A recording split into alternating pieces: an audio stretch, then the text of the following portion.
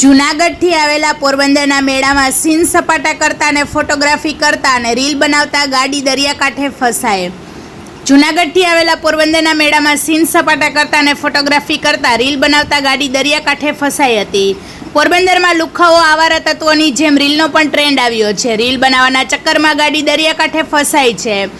પોરબંદરના લોકમેળામાં શહેર ઉપરાંત અન્ય જિલ્લાઓમાંથી પણ લોકો મેળો કરવા આવે છે. જૂનાગઢથી મેળો કરવા આવેલા GJ03 NP 7373ની ગાડી નવી ચોપાટીના દરિયા કિનારે રેતીમાં ફસાઈ હતી. આજકાલ રીલ બનાવવાના અને ફોટા પાડવાના ચક્કરમાં માણસો ભૂલ કરી બેસે છે.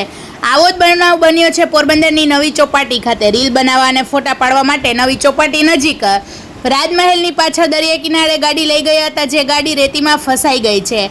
હાલ તો આ ગાડી કાઢવા માટે તંત્રને જાણકારી હોવાનું પ્રાથમિક વિગતમાં જાણવા મળી રહ્યું છે. રીલ બનાવવાની ઘેલછામાં લોકો જ્યાં ત્યાં ગાડી લઈ જાય છે અને ફસાઈ જાય છે. રિપોર્ટર સિદ્ધાર્થ બુદ્ધદેવ, પોરબંદર. વધુ સમાચાર જોવા માટે અમારી યુટ્યુબ ચેનલને સબસ્ક્રાઈબ કરો અને અમારા ફેસબુક પેજ અને ઇન્સ્ટાગ્રામ પેજને ફોલો કરો.